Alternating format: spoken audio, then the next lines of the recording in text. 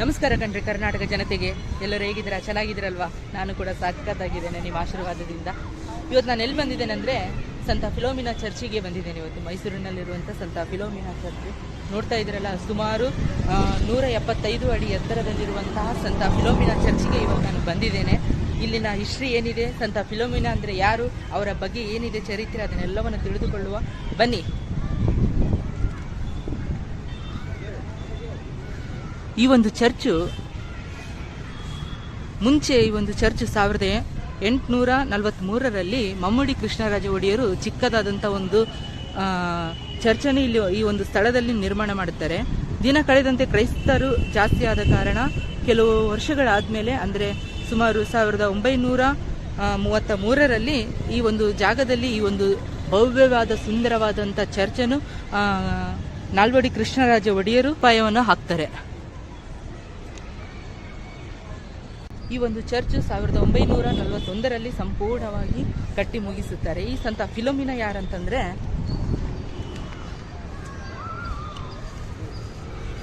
ಇಲ್ಲಿ ನೋಡ್ತಾ ಇದ್ರಲ್ಲ, ಇವರೇ ಸಂತ ಫಿಲೋಮಿನಾ. ಇವರು 4ನೇ ಶತಮಾನದಲ್ಲಿ ಗ್ರೀಕ್ ದೇಶದ ಒಂದು ರಾಜ್ಯದಲ್ಲಿ ರಾಜಕುಮಾರಿಯಾಗಿ ಜನಿಸುತ್ತಾರೆ.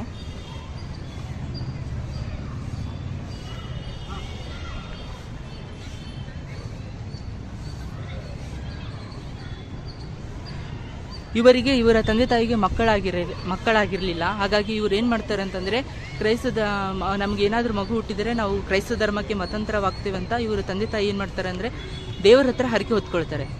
ಕೆಲವು ದಿನಗಳಾದಮೇಲೆ ರಾಜಕುಮಾರಿಯಾಗಿ ಹುಟ್ಟಿದೆ ನಮ್ಮ ಸಂತ ಫಿಲೋಮಿನಾ ಅವರು.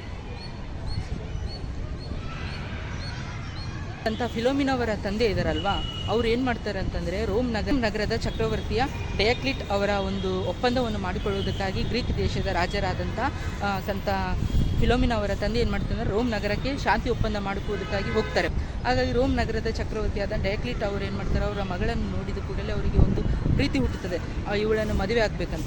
ಆದರೆ ಇವರು ಏನು ಮಾಡ್ತಾರೆ ಅಂದರೆ, ಸಂತ ಫಿಲೋಮಿನಾ ಅವರು ಚಿಕ್ಕ ವಯಸ್ಸಿನಲ್ಲೇ ಅವರು ಸನ್ಯಾಸತ್ವವನ್ನು ಸ್ವೀಕರಿಸ್ತಾರೆ. ಯಾಕಂದರೆ ದೇವರ ಮೇಲೆ ಅಪಾರವಾದಂಥ ಭಕ್ತಿ ಇರುವ ಕಾರಣದಿಂದ ಅವ್ರು ಏನು ಮಾಡ್ತಾರೆ ಅಂತಂದರೆ, ಯಾವುದೇ ಮದುವೆ ಆಗೋದಕ್ಕಾಗಲಿ ಪುರುಷರನ್ನು ನೋಡೋದಕ್ಕಾಗಲಿ ಹೋಗೋದಿಲ್ಲ. ಹಾಗಾಗಿ ಅವ್ರು ಏನು ಮಾಡ್ತಾರೆ ಅಂದರೆ, ಭಕ್ತಿಯೆಲ್ಲ ಪ್ರಭು ಯೇಸುವಿನಲ್ಲೇ ಇಟ್ಟಿರ್ತಾರೆ. ಈಗ ಅವರು ಡಯಾಕ್ಲಿಟ್ ಅವ್ರು ಏನು ಮಾಡ್ತಾರೆ ಅಂದರೆ, ನನ್ನ ಮದುವೆ ಆಗಿ ಅಂತ ಅವ್ರು ಏನು ಮಾಡ್ತಾರೆ, ಒತ್ತಾಯ ಮಾಡ್ತಾರೆ. ಯಾರಿಗೆ? ಸಂತ ಫಿಲೋಮಿನಾ ಅವರಿಗೆ. ಅದಕ್ಕೆ ಫಿಲೋಮಿನಾ ಅವ್ರು ಏನು ಮಾಡ್ತಾರೆ ಅಂದರೆ, ನನ್ನ ಮದುವೆ ಆಗೋದಿಲ್ಲ ಅಂತ ನಿರಾಕರಿಸಿದಾಗ ಅವ್ರಿಗೆ ಕೋಪಗೊಂಡು ಫಿಲೋಮಿನಾ ಅವರ ಒಂದು ಕುತ್ತಿಗೆಯನ್ನು ಕಟ್ ಮಾಡಿಬಿಡ್ತಾರೆ. ಹಾಗಾಗಿ ಫಿಲೋಮಿನಾ ಅವರು ಚಿಕ್ಕ ವಯಸ್ಸಿನಲ್ಲೇ ದೇವರ ಭಕ್ತಿಯಲ್ಲಿ, ಒಂದು ಅಪಾರವಾದಂಥ ದೇವರ ಭಕ್ತಿಯಲ್ಲಿ ತೊಡಗಿಕೊಂಡಿರುವಂಥ ಸಂತ ಫಿಲೋಮಿನಾ ಅವರು ಒಂದು ಸಂತರ ಪದವಿಗೆ ಬರ್ತಾರೆ.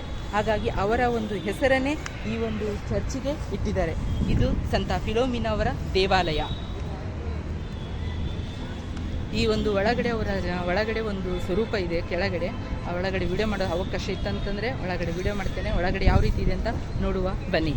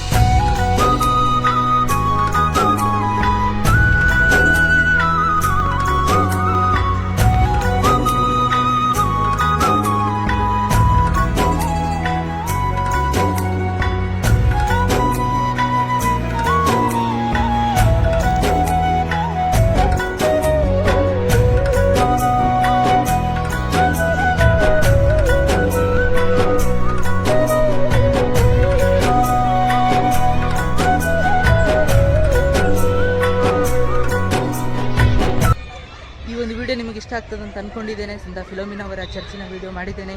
ಯಾವ ರೀತಿ ಇತ್ತಂತ ಕಮೆಂಟ್ ಬಾಕ್ಸಲ್ಲಿ ತಿಳಿಸಿ. ಮಲೆನಾಡಿನ ಮಗ ಪ್ರಸಾದ್ ಯೂಟ್ಯೂಬ್ ಚಾನಲನ್ನು ದಯವಿಟ್ಟು ಸಬ್ಸ್ಕ್ರೈಬ್ ಮಾಡಿಕೊಳ್ಳಿ, ಹಾಗೂ ಲೈಕ್ ಮಾಡಿ, ಹಾಗೂ ಶೇರ್ ಮಾಡಿ. ನಿಮ್ಮ ಅನಿಸಿಕೆಗಳನ್ನು ಕಮೆಂಟ್ ಬಾಕ್ಸಲ್ಲಿ ತಿಳಿಸಿ. ಮತ್ತೊಂದು ಸ್ಥಳದಲ್ಲಿ, ಮತ್ತೊಂದು ಜಾಗದಲ್ಲಿ ನಿಮ್ಮೊಂದಿಗೆ ಬರುತ್ತೇನೆ. ಅಲ್ಲಿವರೆಗೂ ಬಾಯ್.